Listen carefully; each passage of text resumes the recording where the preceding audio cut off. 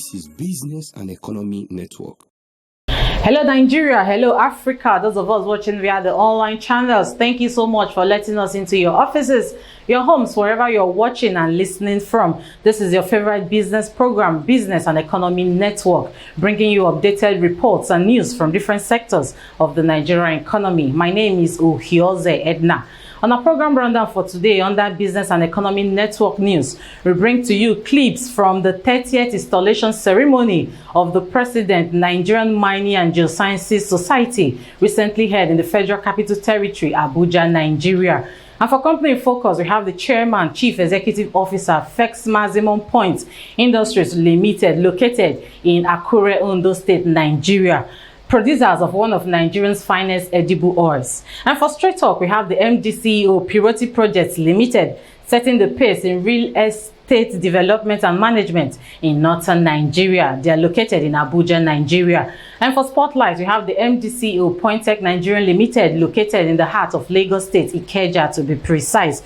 A one-stop shop for all phones, gadgets, and electronic materials. You know how we do it, is never a boring moment. Do stay tuned. I'll join you shortly.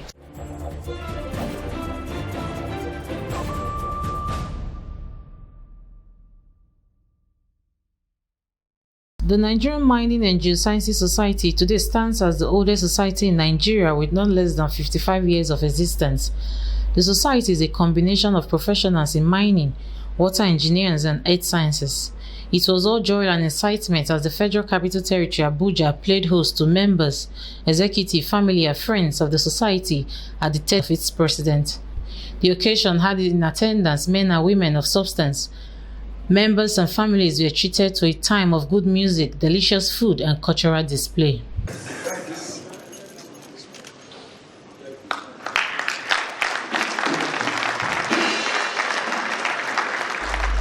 In an interview with the recently installed president of the Nigerian Mining and Geosciences Society, Engineer Obadiah Simeon Nkom, a man of repute who hails from Kaduna State, Nigeria, he also doubles as the Director General of the Nigerian Mining Cadastral Office. Engineer Nkom is well read and traveled. Responding to how he feels as the 30th president, he said, "I feel great to be among such abundant human resource. I feel accomplished being able to lead such capable pool of people. At N.M.G.S, we create and enrich the economy of Nigeria." My name is Engineer Obadiah Simon Nkom, the 30th president of the Nigerian Mining and Geosciences Society. I, at the same time, am the Director General of the Nigerian Mining Cadastral Office, an agency under the Ministry of Mines and Steel Development, an origin of Kaduna State, Kaura local government in particular. And at the same time, I've been in the sector post my NYSC since 1983. You said one thing, that is great society, and I feel great. I feel great not because I'm the president. I feel great because of the abundant human resource and people around me, people in N.M.G.S, people that are authorities in their fields, people who have served this country or who continue to serve this country, and people who actually have a say and are doing research for this country, and at the same time providing this nation with the needed data and information towards the development of the sector. So I'm privileged, honored, humbled to have the leadership of this great society, and it makes me feel well and belonging to the natural and geoscience environment.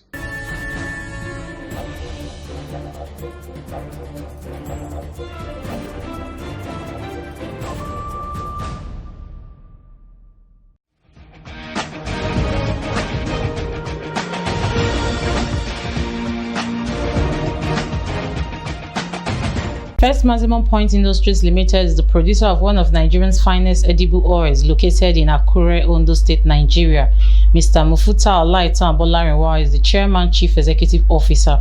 The firm was founded from a strong passion by the CEO to make impact in people's life and to bridge the gap and provide a sustainable value chain system. Shortly, you will hear the touching story of how the firm came about and all efforts put in to be what it is today.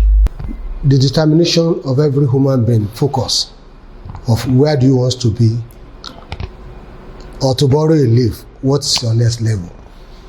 When we started back in 1997, that we start the purchasing of materials, palm kernel and cocoa. We sell to the local buyers and the users of them in the country.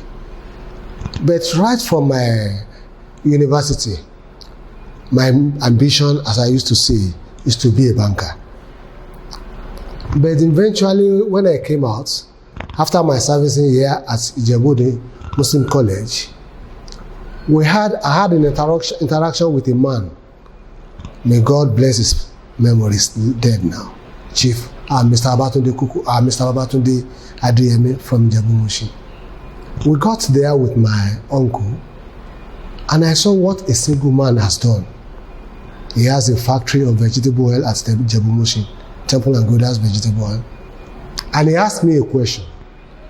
That young man, when are you going to finish your service here? I said, we got there in July.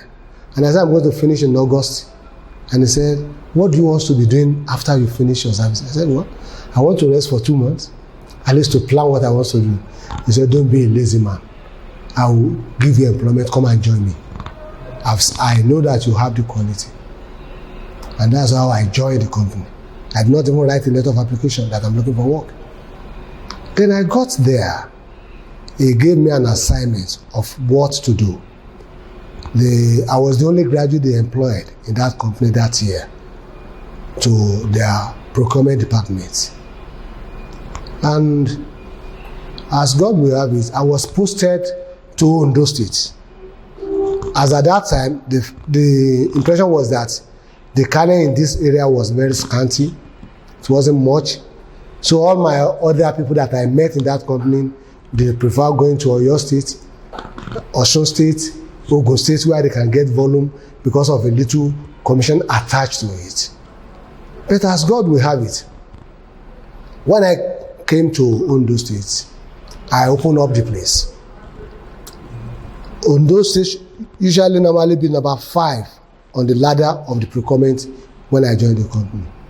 But by the second month, we were third. The third month, we came first.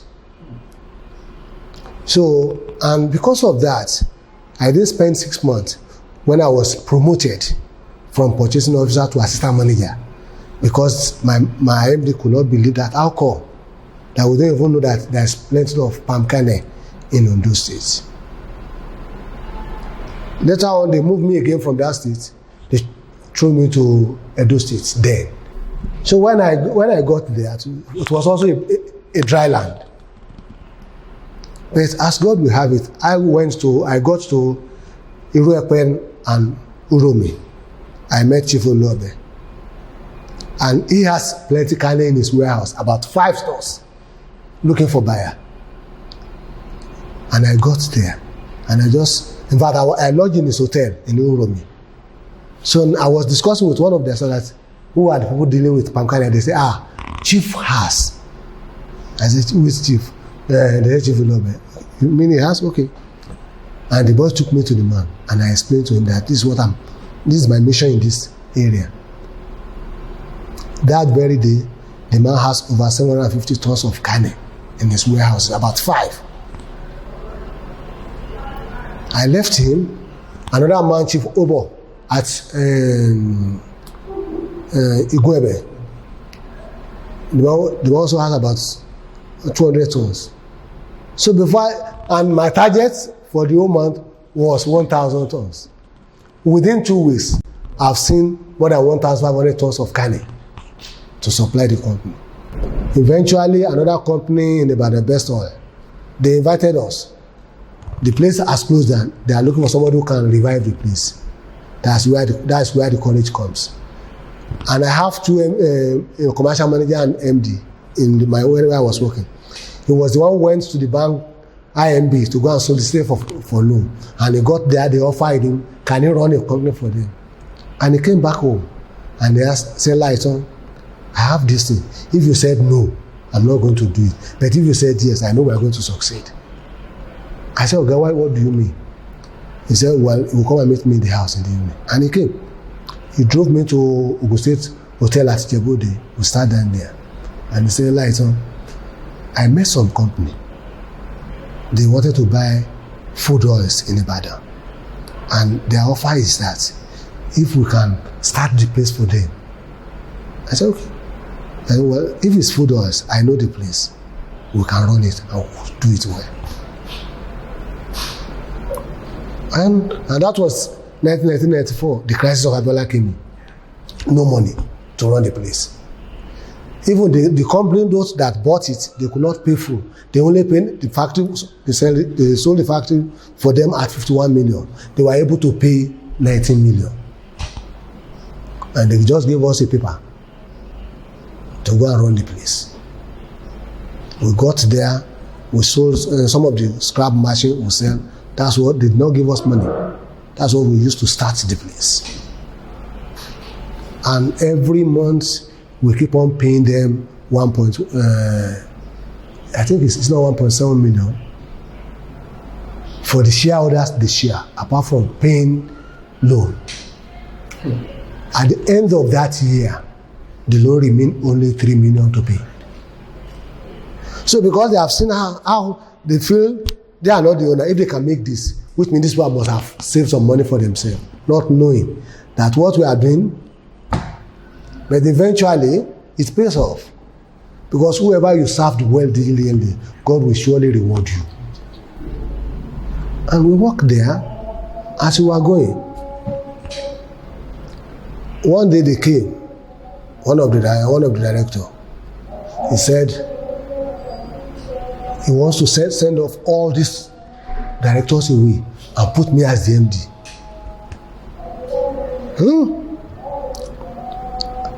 I told my wife that this is what they said. That I knew if they can do that to my boss, they will do the worst to me. So I would rather resign. And that's why I resigned from Best. And I left the place. That's how I started my life. I went to Akure. We saw another factory here in Akure, moribund. But when I got there, I told my boss, I said, look, this one you want to take. One, there's no way bridge. For us to make headway will be very difficult. I said, oh, don't worry. Because he saw the success story we have made in Ibadan. He felt we can do it. I said, okay. Well, when you got there, eventually, we lost 6 million. All of them, my MD and commercial director, they ran away. They said, we went to the African Bank, we continued negotiating with them. And I told them, share this money. They gave me 2.8 to pay out of the 6 million. The rest, and I paid everything off for the customers, for the African Bank on my own money, from the money I'm making from my trade. And the same customer I enjoy then, some of them are still my customers today.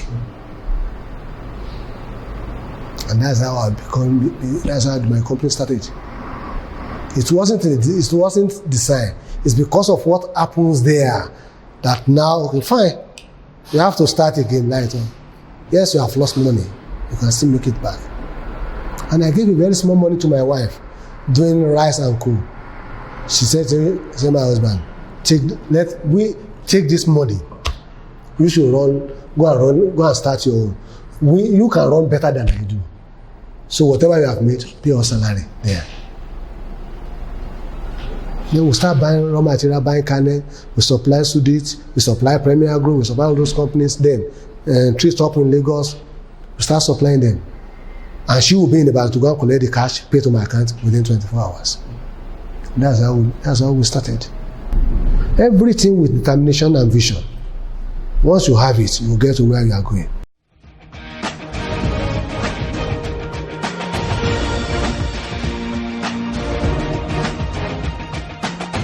You see, one is that anybody I have a contact with, we become a family. I see to their own personal problem, they see to my own personal problem. We share problems together and we solve it together.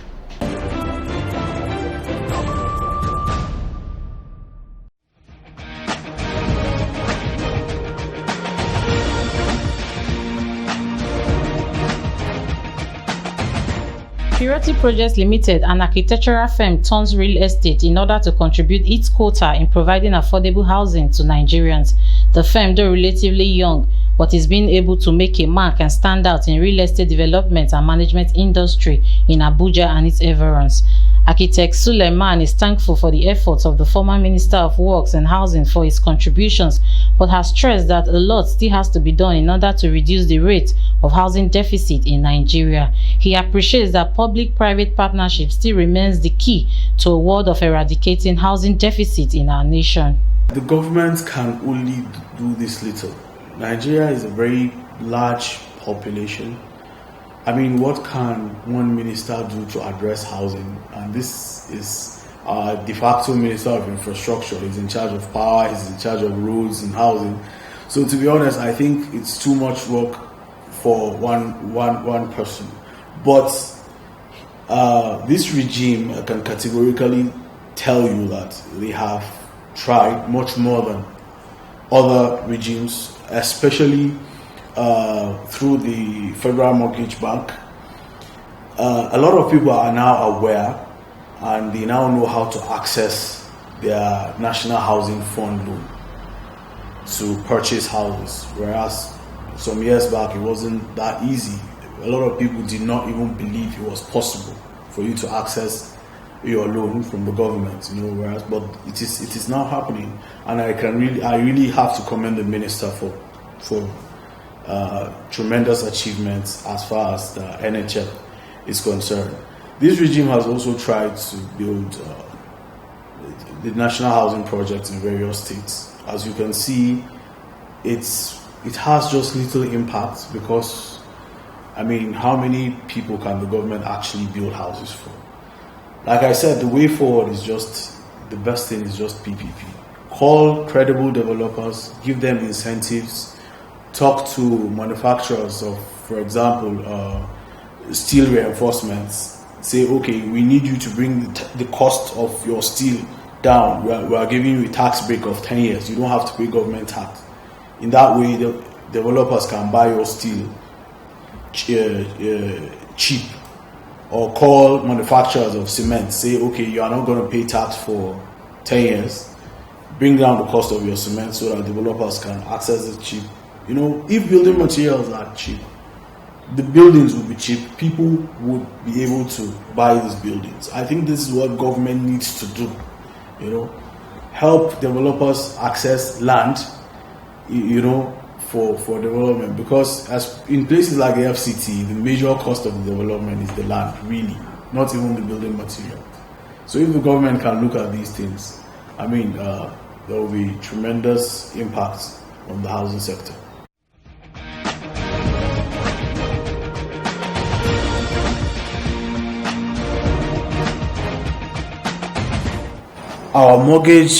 Our private mortgage institutions are almost comatose because of the very first problem I mentioned, the interest rates. The interest rate is high. So our primary mortgage institutions are more or less like agents for the Federal Mortgage Bank. It is the Federal Mortgage Bank that has the muscle to provide cheap mortgage for people. It's single digits. I think this is just about 6%.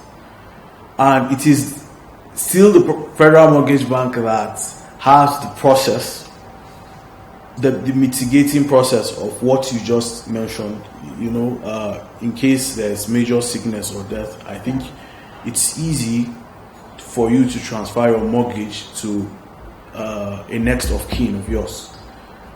They have that in place. But I can't say the same for our primary mortgage banks. So if our primary mortgage banks can take a cue from the Federal Mortgage Bank as far as these things are concerned, I think it will go a long way into solving these problems.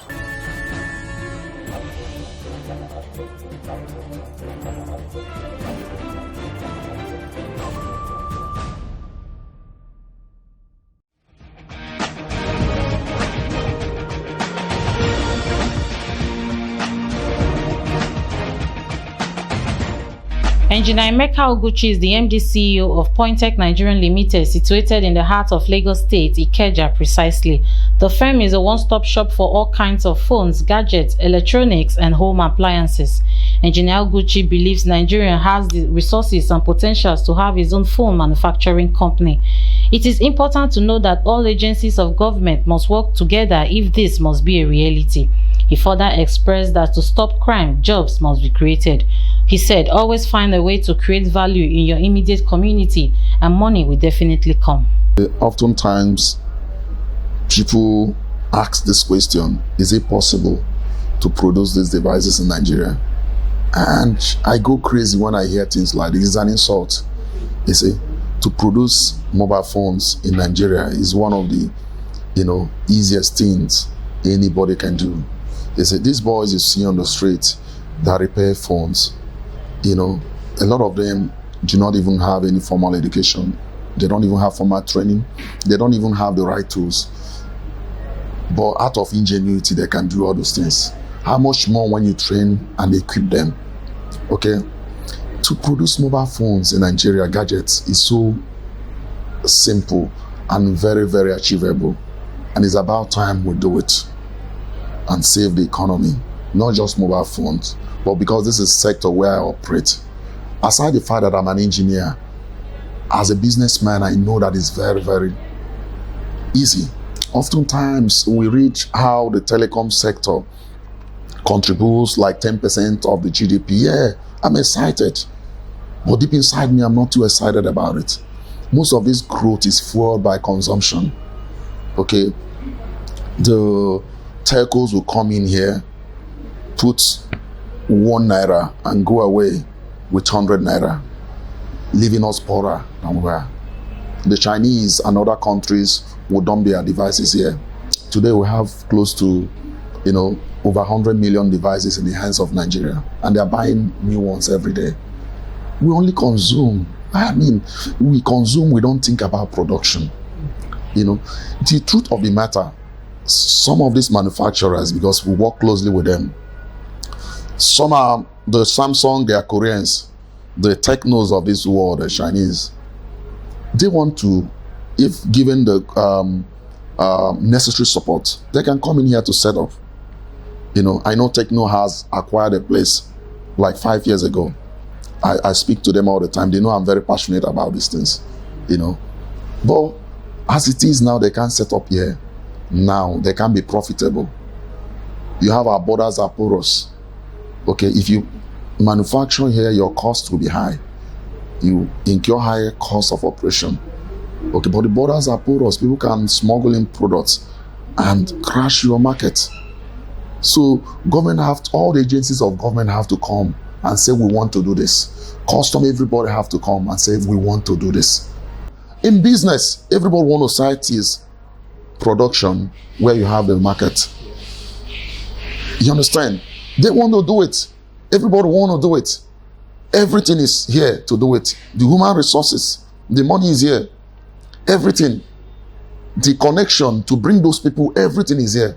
But what is lacking? That needed government support. That support is not what you can give from Abuja. You have to come down here. You hear from the horse's mouth. You ask them, sit with them, engage them. What can we do? You work with them in the project, like a partnership. You don't have to invest your money, but you partner with them. That is what is obtainable in other countries of the world, in other developing countries, in China, in South Korea. Government tend to take ownership of these companies because they are looking. When government looks at this company, they look at jobs, they look at people, they look at empowerment. You don't fight unemployment. Crime with gun. You fight crime with employment.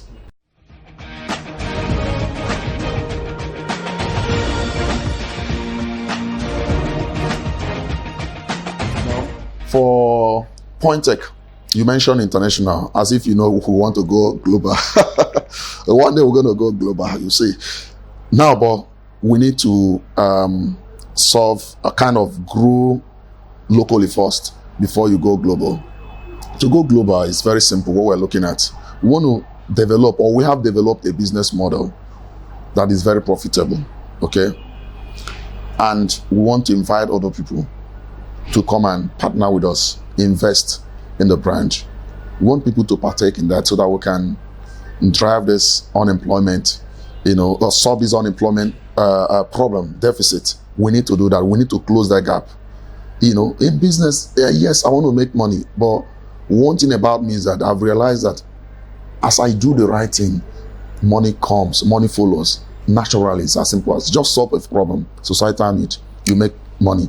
Franchising is one of the ways we can get people. Well, people have been asking for this, but for years we didn't want to do that. We wanted to get everything right. We don't want to bring you into our business and you make losses. We want to be sure that if we're inviting you into the business, you're going to make returns on investment that will be commensurate. Returns that will be commensurate to your investment. So with this franchising, we're going to extend our presence to all the nooks and crannies of the nation. When we're done with that, we're going to go international. Yeah. Because if you get it right here, this is one of the toughest places you can do business. If you get it right in Nigeria, you can get it right anywhere in the world. If you're a lizard in Nigeria, people say, I want to travel out. If you're a lizard in Nigeria, you cannot be an alligator over there. You understand? So, having conquered, understood, or survived in Nigeria with the kind of terrain we have in Nigeria, with kind of, harsh economic environment we meet here, if we can survive, I think we can survive anywhere in the world.